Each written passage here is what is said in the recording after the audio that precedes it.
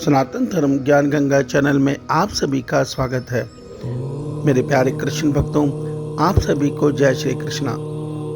मेरे प्यारे कृष्ण भक्तों, सनातन धर्म ज्ञान गंगा चैनल के आज की वीडियो में हम लोग श्रीमद् भगवद गीता के अध्याय 15 के श्लोक 7 को भगवान श्री कृष्ण जी की कृपा से सरल रूप में सुनने और समझने का प्रयास करेंगे।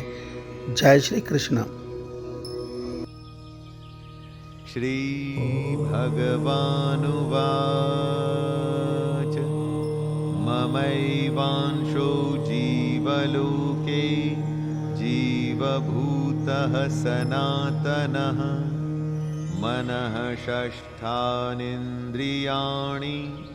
प्रकृतिस्थानि कर्षति। मेरे प्यारे कृष्ण भक्तों, श्रीमद् भगवद गीता के अध्याय 15 के श्लोक 6 में भगवान श्री कृष्ण जी ने अपने परम धाम का वर्णन किया और यह सत्य समझाया कि मेरा जो परम धाम है वो मेरे ही प्रकाश से प्रकाशित है।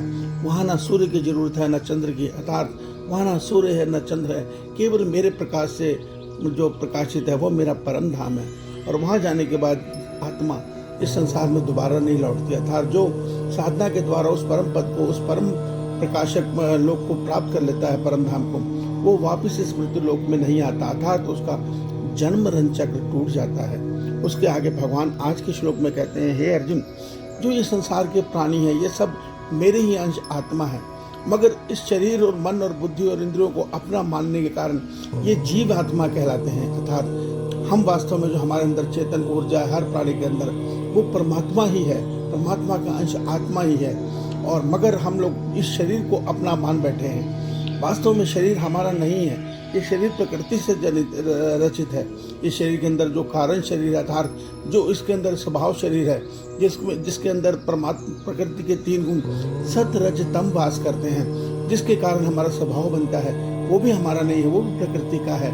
और जो सूक्ष्म शरीर है जिसमें मन बुद्धि अहंकार चित्त का वास है, वो भी हम नहीं है, अर्थात हम इनसे परे, इनके प्रकाशक आत्मा है।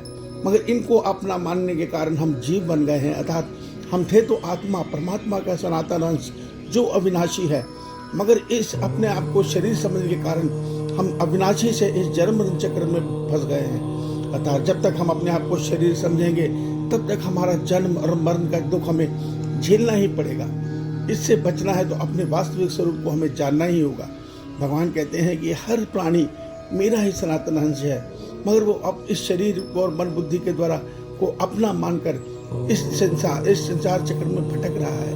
अर्थात वो इस सूक्ष्म, जब वो शरीर में रहता है तो शरीर को अपना मानकर अहम बस सारे कार्य समझता है कि मैं कर रहा हूँ, और पिछले कर्मों को भोगते हुए नए कर्म बंधन एकत्र कर लेता है अहम के कारण, और इसी के कारण उसका अगला जन्म तय हो जाता है।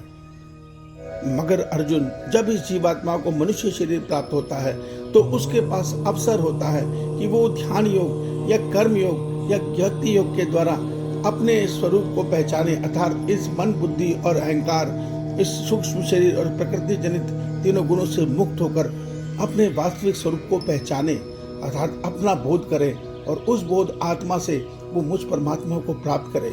ये केवल मनुष्य शरीर में ही संभव है, अन्य शरीरों में ये संभव, अन्य योनियों में ये बिल्कुल संभव नहीं है। तो मनुष्य को चाहिए कि वो इस सत्य को पहचाने कि वो मेरा सनातन अंश है, अर्थात वो मैं ही हूँ। जब वो अपने आप को जान लेगा तो मुझ में और उसमें कोई अंतर ही नहीं रह जाएगा, वो मुझे प्राप्त हो जाएगा। इस सत्य को हर मनुष्य को समझना होगा। श्री भगवान आप सबका कल्याण करें।